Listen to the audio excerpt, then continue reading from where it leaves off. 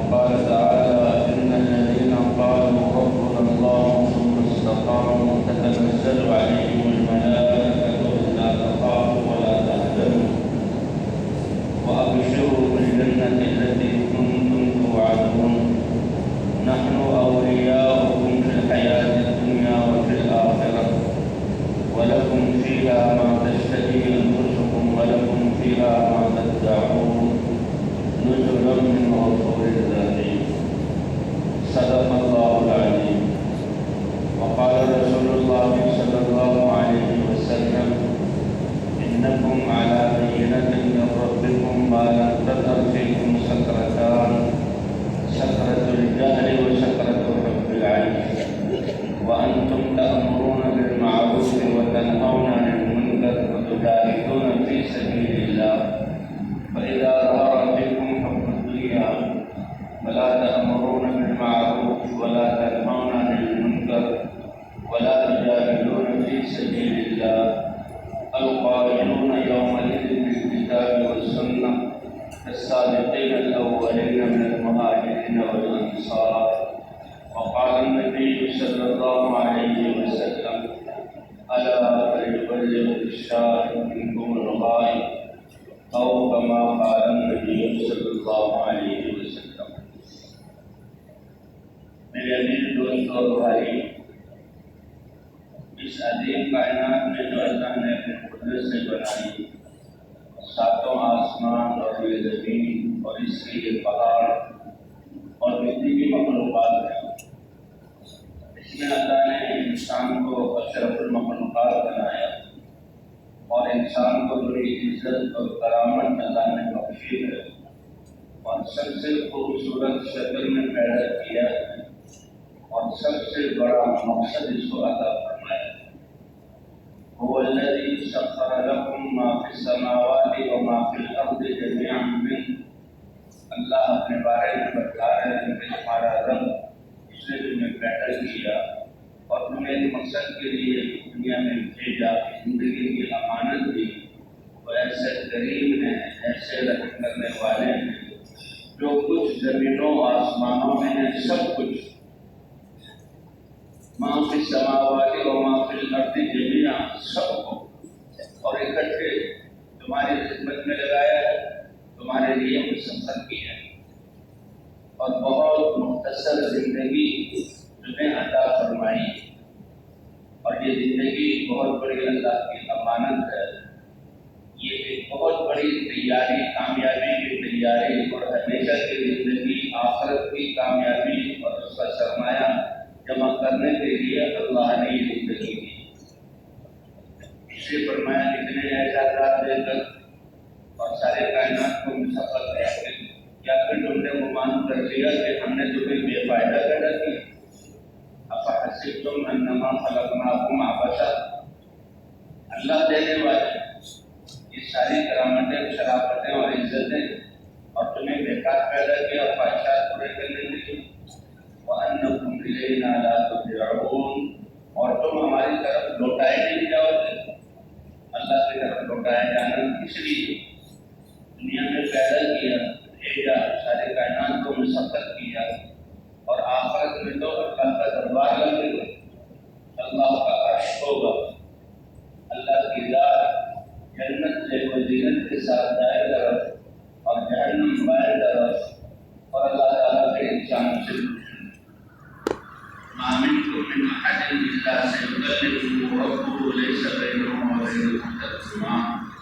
ایک موقع ایسا آئے گا کہ بغیر کسی واسطے اللہ ہر انسان سے پوچھے گا، اے ابن آدم، تمہیں اشرف المخلوقات انسان بنایا، تمہارے جسم میں اتنی صلاحیتیں بخشی جو کسی کو نہیں دی اور اپنی نعمتوں سے نوازا.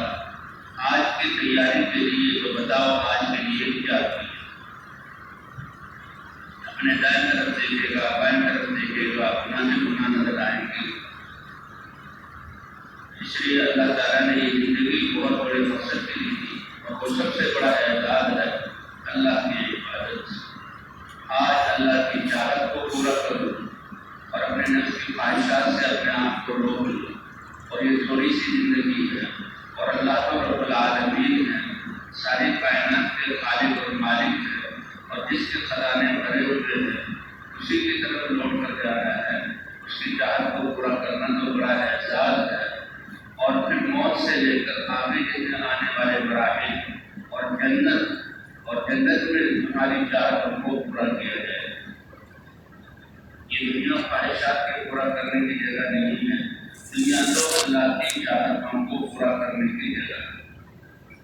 انسان زندگی گزارنے میں دو قسم کے ہیں.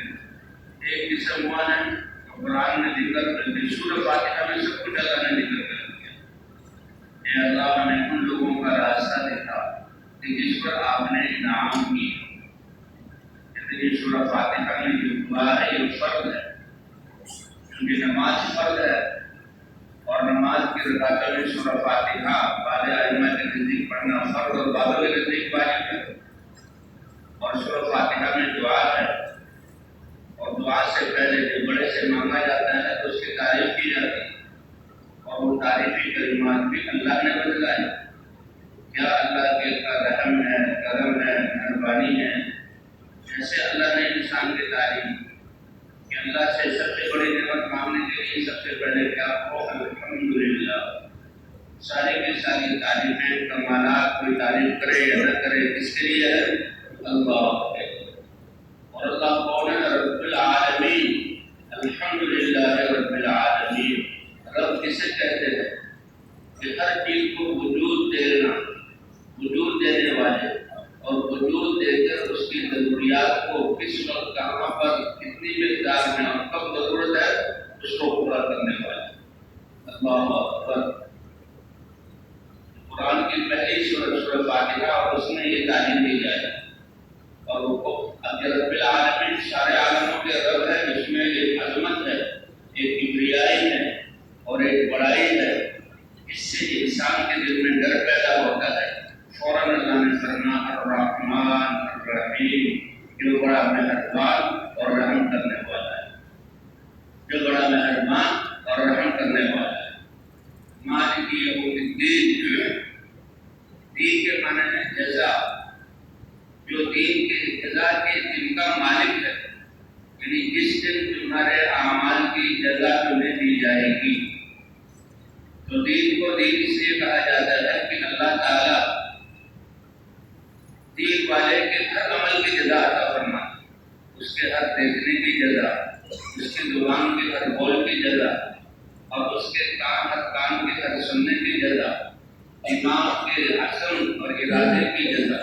اس لیے فرماتے ہیں کہ جس نے گناہ کا ارادہ کیا لیکن اللہ سے ڈر کر گناہ کو چھوڑ دیا تو اس پر بھی اللہ تعالیٰ کا حکم ہے کہ میرے ڈر سے اس نے گناہ کو چھوڑ دیا.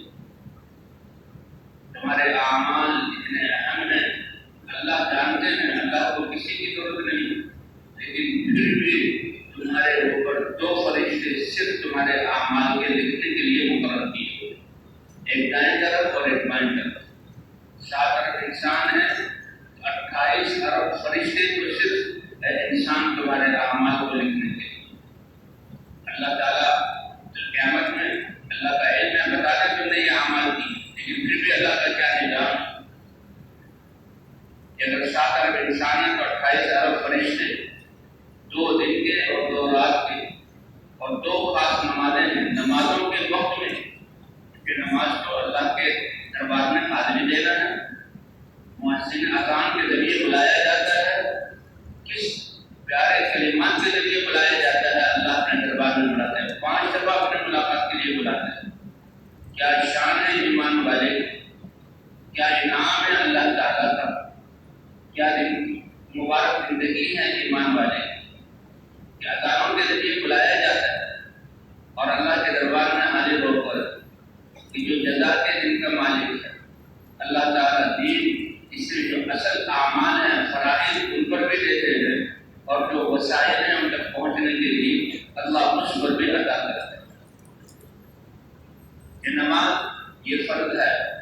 جسے دنیا میں کوئی دفتر میں آ گئے, ڈیوٹی شروع کر دی, مشین پر کھڑے ہو گئے, فلاں کام شروع کر دیا اور فلاں وقت سے کام فلاں وقت تک کام کیا, اس کی نفلی جولی اور بڑے جانچ پڑتال کر کے دینے والا تمہیں اپنے خزانوں میں سے کچھ دے گا۔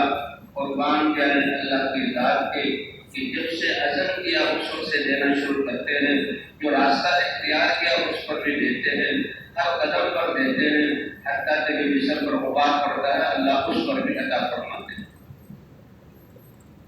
جزا کے دن کا مالک ہے، مالک یوم الدین۔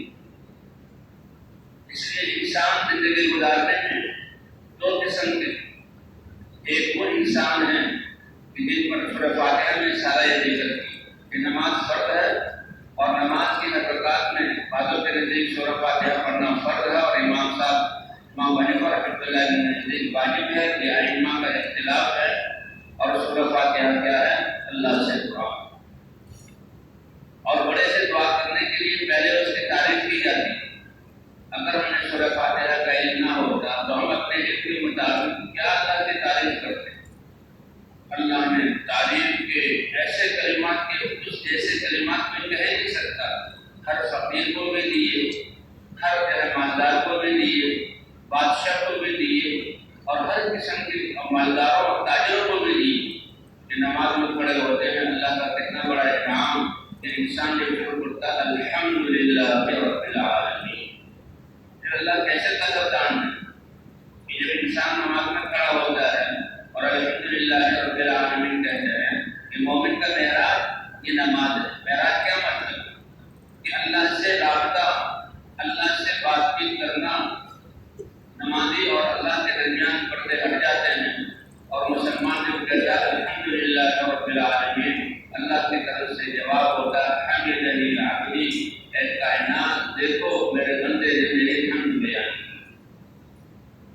الرحمن الرحیم حسنا علی عبدی، میرا بندہ میری ثنا بیان کر رہا ہے۔ کیا قدردان ہے اللہ تعالیٰ اس انسان کے اعمال کی، کیا یہ قیمتی زندگی ہے جو اللہ نے ہمیں دی ہے، اس کا ایک ایک لمحہ کتنا قیمتی ہے اور کتنی کمائی کے لیے اللہ نے ہمیں دیا ہوا ہے۔ اس لیے فرمایا افحسبتم انما خلقناکم عبثا، یہ دنیا کے نقشوں میں لگ کر یہ نہ سمجھنا کہ ہم نے تمہیں بے مقصد پیدا کی ہے، ہم نے تمہیں بے مقصد پیدا کی ہے، بلکہ بہت بڑے مقصد اللہ کی عبادت کے لیے اور بہت تھوڑا سا وقت دیا ہے۔ وَأَنَّكُمْ إِلَيْنَا لَا تُرْجَعُونَ، اور جب یہ کہتا ہے مالک یوم الدین، اللہ فرماتے ہیں مجدنی عبدی، لیکن کہتا ہے ایاک نعبد و ایاک نستعین، کتنا بڑا اللہ سے ایک عہد ہے اور معاہدہ، ایک عہد ہے اور معاہدہ، اور یہ اللہ ہی نے الفاظ بتایا۔ انسان اپنی عقل سے ان چیزوں کو چھوڑ نہیں سکتا۔ ایاک نعبد، ہر حال میں، ہر جگہ پر، ہر زمانے میں یہ اللہ تیری ہی مانیں گے، یہ اللہ آپ ہی مانیں گے، اور جب آپ بادشاہ ہیں، مدد والے ہیں، آپ رب ہیں، آپ ہی کا حکم ساری کائنات میں چل رہا ہے، تو مدد بھی آپ سے چاہیں گی۔ اتنی بڑی بات۔ اب اللہ متوجہ ہو گئے کہ ہذا بینی و بین عبدی، بندہ میرے اور اپنے درمیان ایک صلح کر رہا ہے۔ ایک انسان عام معاشرے میں رہتے ہوئے چھوٹا سا سردار ہو، خان ہو، چھوٹا سا روبے والا ہو، اس سے ملنے پر فخر کرتا ہے، اور یہ تو کروڑوں قسم کے درجات ہیں۔ کوئی چھوٹے یا گاؤں کا سردار ہے، کوئی پورے قبیلے کا سردار ہے، کوئی یہاں صوبے کا گورنر ہے، کوئی ایک چھوٹے سے ملک کا بادشاہ ہے، ساری دنیا کے کسی کو مل جائے وہ اس کا بادشاہ ہے، وہ انسان ہے، اور اس سے کچھ